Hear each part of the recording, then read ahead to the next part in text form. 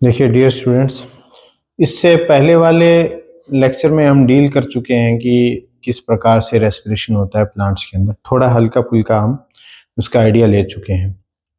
और क्योंकि हमने पहले ही बात करी थी कि एक प्रोसेस तो होता है साइटोप्लाज्म और दूसरा प्रोसेस अगर ऑक्सीजन प्रेजेंट होती है तो ही होता है, और वो किस में होगा? माइटोकॉन्ड्रिया में। ठीक है, अभी थोड़ा और डिटेल से देखते हैं हम उसे। देखिए बेटा, ये है ग्लूकोज, साथ साथ में नोट करते रहिए। ग्लूकोज से दो मॉलिक्यूल किसके बन जाते हैं? पाइरुवेट के। और ये जो प्रोसेस है ये क्या कहलाता है? ग्लाइकोलाइसिस। ठीक है, और पाइरुवेट से क्या होता है? पाइरुवेट से क्या बनता है? Acetyl coenzyme A. Acetyl coenzyme A, इधर भी क्या बन जाएगा? Acetyl coenzyme A. और उसके बाद क्या बनता है? दो कौन से साइकिल होते हैं? Krebs cycle.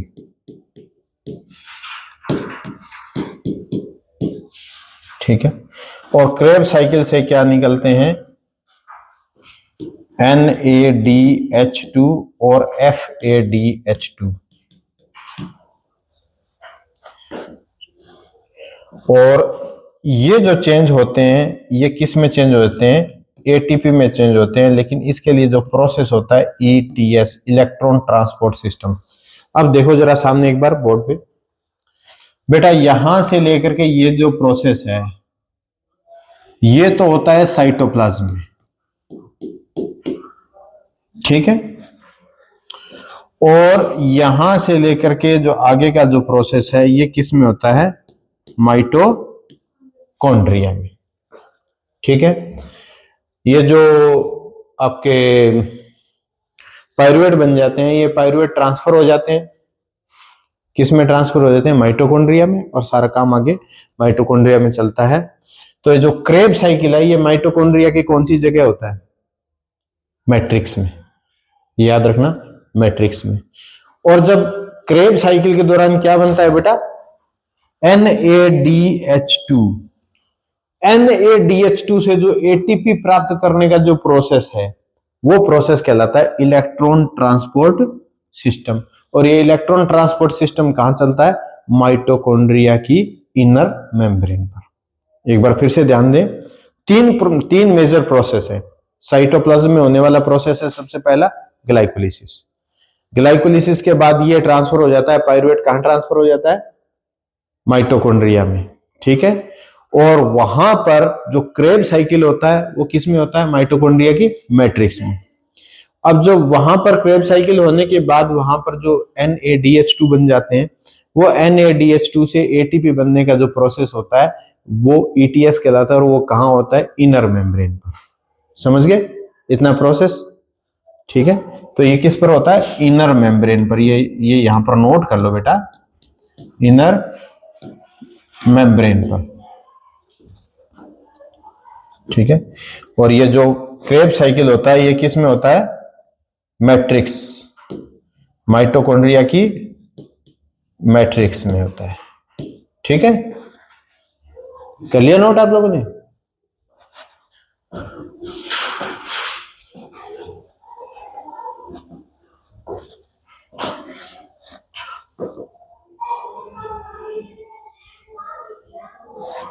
तो अब हम लोग देखेंगे बेटा,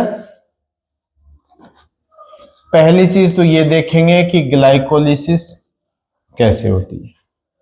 ठीक है, उसके बाद जो दूसरी चीज हम देखेंगे कि एसिटिल कोएंजाइम ए का निर्माण कैसे होता है। तीसरी चीज हम देखेंगे कि क्रेब साइकिल कैसे होता है। और चौथा जो स्टेप हम देखेंगे वो देखेंगे कि ETS कैसे होता है। तो अब आपके टॉपिक्स क्या रहेंगे? देखो, पहला जो टॉपिक है वो क्या रहेगा? ग्लाइकोलिसिस। ठीक है, दूसरा जो टॉपिक है वो फॉर्मेशन ऑफ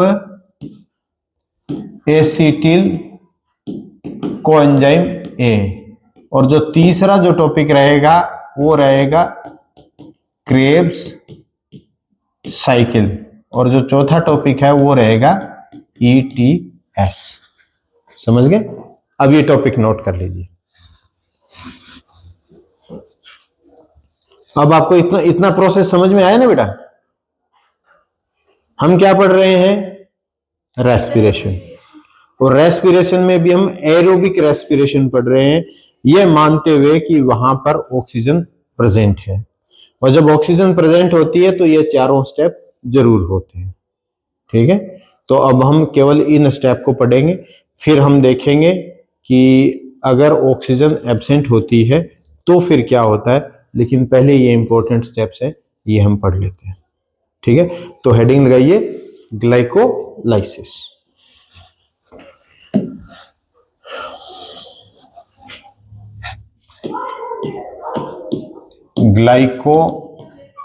ग्लाइकोलाइसिस मतलब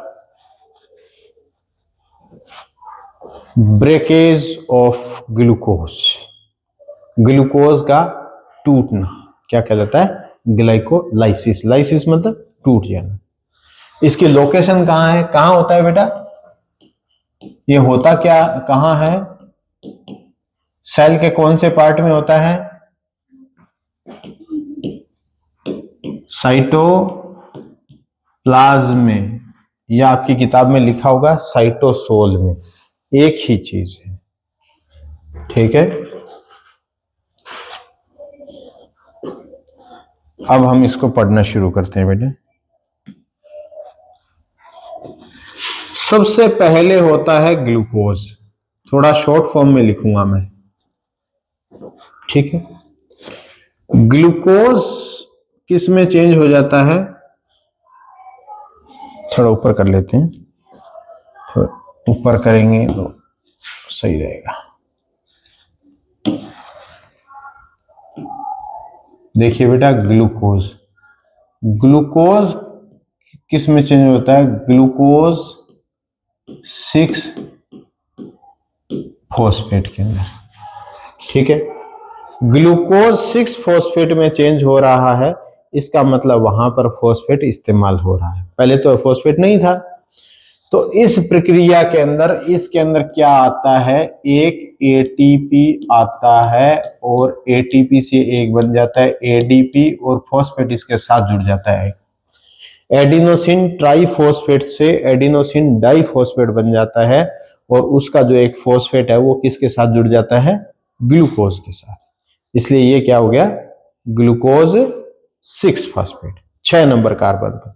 ग्लूकोज के अंदर कितने कार्बन होते हैं? 6, और उसके छठे कार्बन पर क्या जुड़ जाता है? ये फॉस्फेट जुड़ जाता है। अब इसका आइसोमराइजेशन होगा तो ये क्या बन जाएगा? Fructose 6 phosphate. ग्लूकोज से किस में चेंज हो गया? फ्रक्टोज में। ठीक है, तो आइसोमराइजेशन होगा, आप केमिस्ट्री में पढ़ेंगे आइसोमराइजेशन, समावयवी होते हैं एक दूसरे के। ठीक है, ये फ्रक्टोज 6 फॉस्फेट हो गया। अब फ्रक्टोज 6 फॉस्फेट से क्या होगा बेटा? फ्रक्टोज 6 फॉस्फेट चेंज हो जाता है फ्रक्टोज 1,6 बिस फॉस्फेट, यानी यहां पर एक और ATP आएगा और यहां पर एक ADP बनेगा। देखो, पहले तो केवल 6 नंबर कार्बन पर फॉस्फेट था, अब पहले और छठे दोनों पे फॉस्फेट हो गया है, तो ये फ्रक्टोज 1,6 बिस फॉस्फेट। बिस का मतलब होता है 2। फ्रक्टोज का ऐसा मॉलिक्यूल है जिसमें 2 फॉस्फेट मॉलिक्यूल जुड़े हुए हैं। अब आप तो सोचेंगे कि हम तो बात कर रहे थे कि ये ऊर्जा बनाएगा, ATP बनाएगा, तो ये ऊर्जा ले रहा है, लेकिन लास्ट में जब हम इसका नेट देखेंगे ना कि नेट क्या प्रॉफिट होता है, तो आपको ये सारी बातें ढंग से समझ में आएंगी। अब फ्रक्टोज बिस फॉस्फेट जो है बेटा, ये टूट जाता है दो पार्ट के अंदर।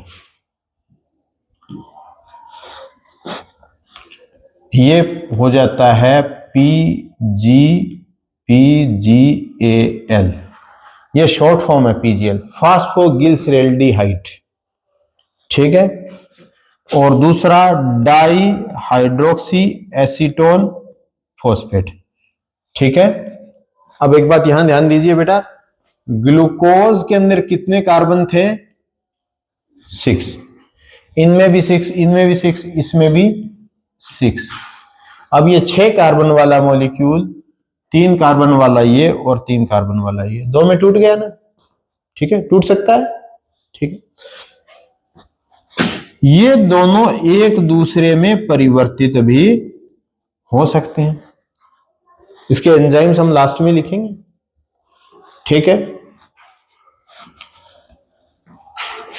ये जो PgAl है ये चेंज होगा। अब देखिए, एक बात सुनिए ध्यान से, कितने फॉस्फेट थे यहां पर? 2, कार्बन कितने थे? 6। अब 3-3 कार्बन वाले 2 मॉलिक्यूल बन गए और दोनों में एक एक फॉस्फेट चला गया है।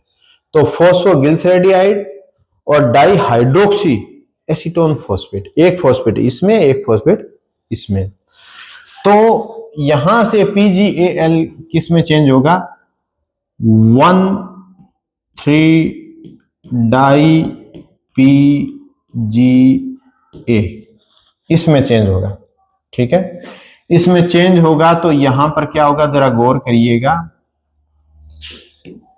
NADH2 बनेगा NAD से, यानी एल्डिहाइड से इसने क्या ले लिया? हाइड्रोजन ले लिया। तो हाइड्रोजन का निकलना क्या कहलाता है? ऑक्सीडेशन, ऑक्सीडेशन कहलाता है ना। तो एल्डिहाइड से जब ऑक्सीडेशन होता है तो एसिड बनता है, ठीक है। तो फॉस्फोगिल्सरिक एसिड, इसी दौरान इसमें क्या आता है बेटा? इनऑर्गेनिक फास्फेट भी जुड़ जाता है। फॉस्फेट अपने आप एक फॉस्फेट आता है PO3, वो इसके अंदर जुड़ जाता है। तो इसके अंदर 1 नंबर और 3 नंबर दोनों कार्बन पे क्या हो जाते हैं? फॉस्फेट। 1, 2, 3 कार्बन है, उनमें से पहले नंबर पे और तीसरे नंबर पे दोनों पे फॉस्फेट, तो 1,3-डाई PgA बोलेंगे इसको, ठीक है। यहां पर क्या हो जाएगा? यहां पर फिर एक ATP बन जाएगा। देखिए ADP है और ADP से क्या बन गया?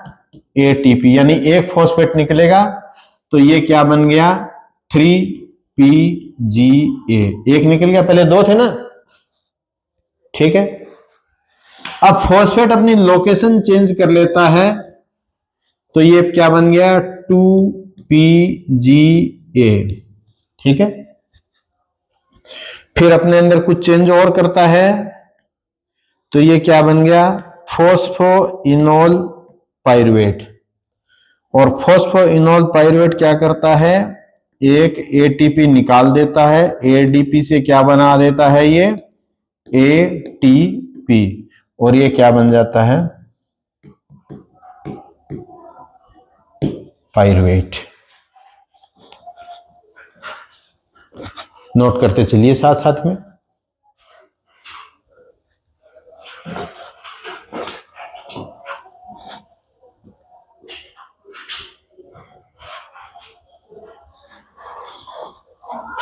अच्छा, पाइरुवेट आपने अभी केमिस्ट्री में कुछ तो पढ़ा होगा ना, ऑर्गेनिक में, तो पाइरुवेट का जो फॉर्मूला देख लीजिए बेटा, CH3 C double bond O COOH,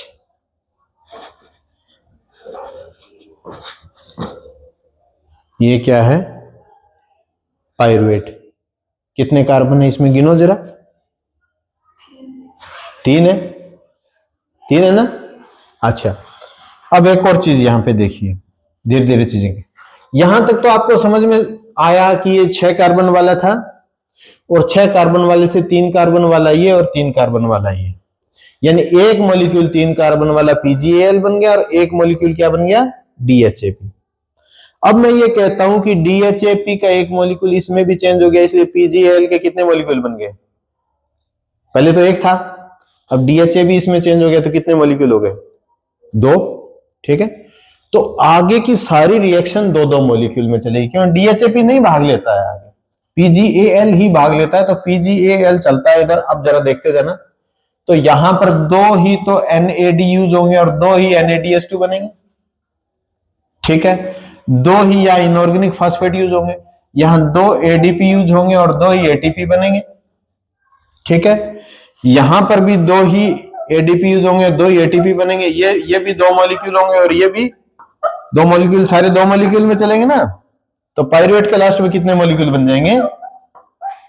दो मॉलिक्यूल ही बनेंगे, 3-3 कार्बन वाले दो मॉलिक्यूल।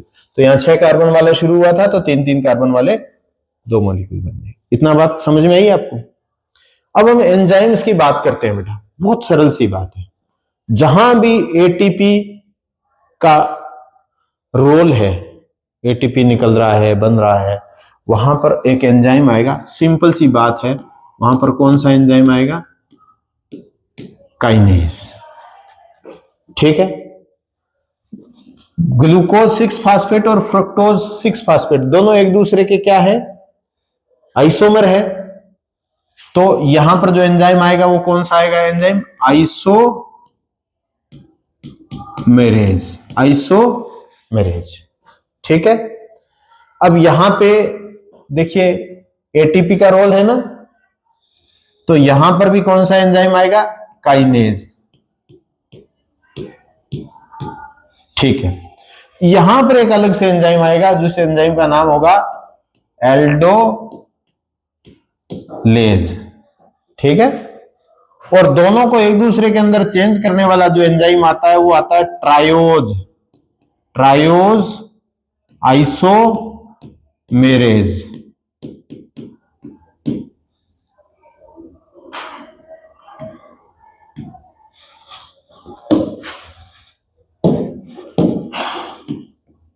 ट्रायोज आइसोमेरेज, समझ गए? अब इधर देखो जरा बेटा, एक नई चीज आ रही है, यहां पर हाइड्रोजन इससे निकल रहा है, तो डीहाइड्रोजिनेज। कौन सा एंजाइम? डीहाइड्रोजिनेज। तो ये याद रखना, डीहाइड्रोजिनेज। ठीक है, यहां पर एटीपी का रोल है, तो कौन सा एंजाइम? काइनेज। अब 3 से 2 पे सिर्फ फॉस्फेट मूव किया है, तो यहां पर एक एंजाइम आएगा म्यूटेज। ठीक है, और जब इनोल पाइरुवेट बन रहा है तो वहां पर एंजाइम आएगा इनोलेज। और यहां पे फिर एटीपी का रोल आ गया, तो यहां पर कौन सा आएगा?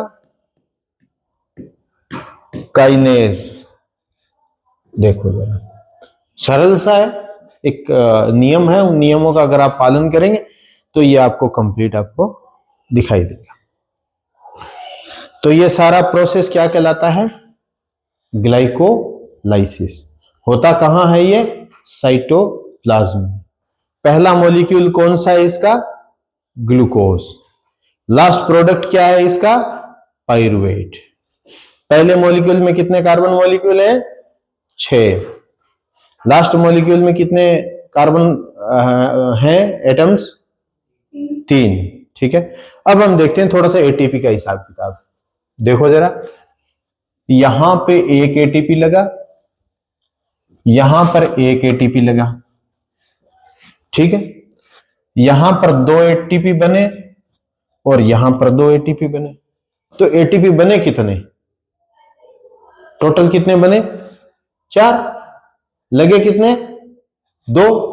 4 माइनस 2 कितने हुए? 2 का फायदा हुआ है, ये ध्यान रखना। देखो, ये तो एटीपी लग रहा है यहां, ये भी एटीपी लग रहा है, और 2 जगह एटीपी, 2 जगह तो लग रहे हैं, 2 जगह निकल रहे हैं, लेकिन निकल रहे हैं वो 2-2 निकल रहे हैं, क्योंकि 2 मॉलिक्यूल के रूप में चली थी ना सारी। तो इसीलिए 4 जो है वो एटीपी बनते हैं और 2 कंज्यूम होते हैं। प्रॉफिट कितने का होता है? 2 का। डायरेक्ट एटीपी का 2 का। ये चीज थोड़ा सा ध्यान देने वाली है, इसको नोट कर लेना। ठीक है, अभी मैं लिखाई दूंगा इसमें आगे। इसके बाद एक चीज और ध्यान रखना, इससे मिलता क्या क्या है बेटा, फाइनल प्रोडक्ट देखिए। फाइनल प्रोडक्ट के रूप में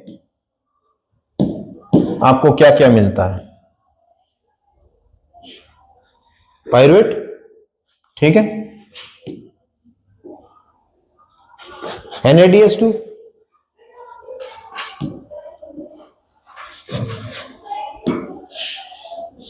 इतनी चीजें मिलती हैं, ठीक है। चलो अब बात करते हैं एनर्जी का जो लेखा जोखा है, उसमें आपको क्या मिलता है।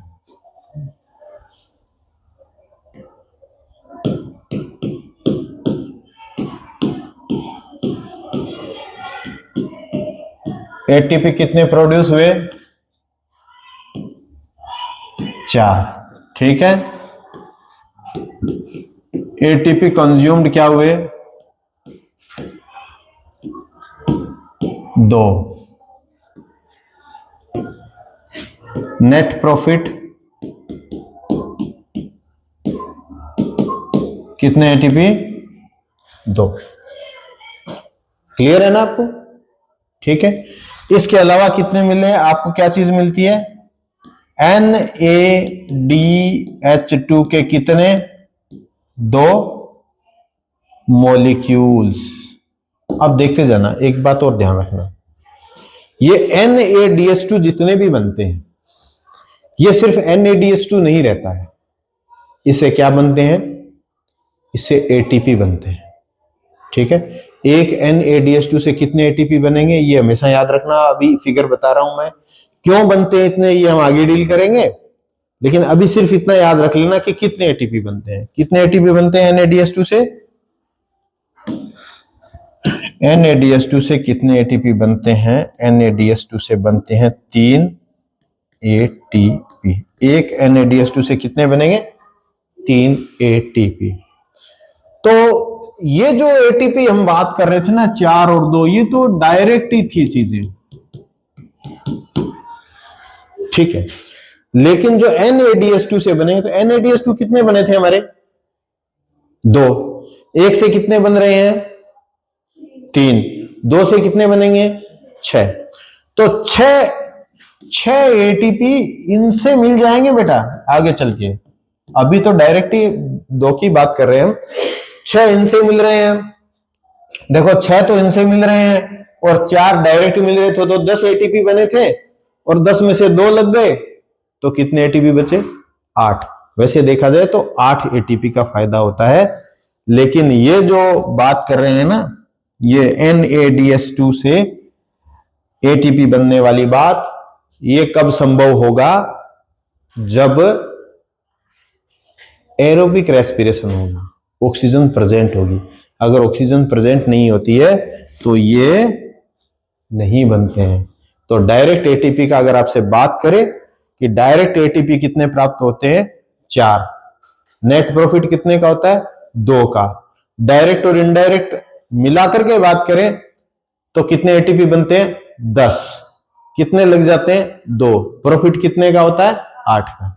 इतनी बातें क्लियर है। तो ये सब था किसके बारे में, ग्लाइकोलाइसिस के बारे में। एक बार फिर से देख लीजिए, ग्लाइकोलाइसिस कहां होती है, देखो जरा बोर्ड पे, साइटोप्लाज्म में। कई जगह आपकी बुक में साइटोसोल लिखा है, एक ही बात है। तो ग्लाइकोलाइसिस कहां होती है, साइटोप्लाज्म में। और किस तरीके से होती है, जरा ये देखिए, ग्लूकोज से शुरू होती है और पायरुवेट फाइनल इसका प्रोडक्ट है।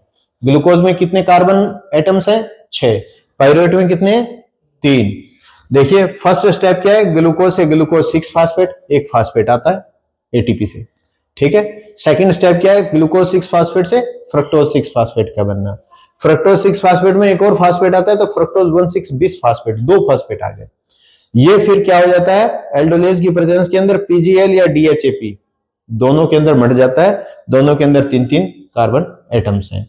लेकिन अल्टीमेटली डीएचएपी भी किस में चेंज हो जाता है, पीजीएल में। इसलिए पीजीएल के कितने मॉलिक्यूल हो गए आपके पास, 2। अब आगे की सारी रिएक्शन जो है 2-2 मॉलिक्यूल के रूप में चलेगी। तो यहां पर इनऑर्गेनिक फॉस्फेट आते हैं, NADH2 लेकर के NADH2 बनाया जाता है। इसका क्या हो जाता है, ऑक्सीडेशन हो जाता है एसिड में, 1,3 डाई पीजीए, 2 फॉस्फेट जुड़ गए। यहां क्या होता है, 2 एटीपी बन जाते हैं, तो 2 फॉस्फेट निकल गए, तो क्या हो जाएगा, 3 पीजीए बन गया। 3 पीजीए से 2 पीजीए, 2 पीजीए से फास्फोइनोल पायरुवेट और लास्ट में पायरुवेट। या एंजाइम्स का मैंने बताया था, जहां भी एटीपी का रोल है वहां पर काइनेज एंजाइम, जहां हाइड्रोजन निकल रही है या जुड़ रही है वहां कौन सा है, डिहाइड्रोजिनेज एंजाइम, जहां आइसोमराइजेशन हो रहा है वहां आइसोमरेज एंजाइम। एक एंजाइम ये चेंज होगा, एल्डोलेज, जो तोड़ने वाला है, ठीक है। इसके बाद क्या होगा,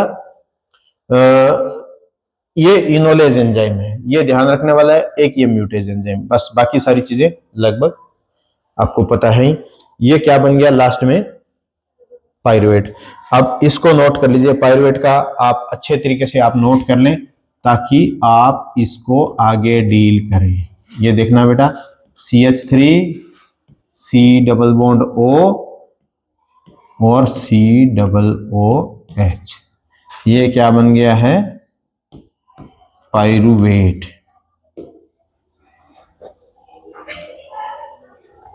ठीक है, और ये ग्रुप क्या कहलाता है, जरा गौर करिए बेटा। CH3 C double bond O और ये ग्रुप क्या कहलाता है, केमिस्ट्री में पढ़ा होगा, एसिटिल। ठीक है, इसके बारे में आगे डील करेंगे। पायरुवेट से आगे क्या बनता है ये हम आगे डील करेंगे। आज के लिए इतना पर्याप्त है, कोई कंफ्यूजन इसमें? ठीक है बेटा, इसको लिख के लाइएगा।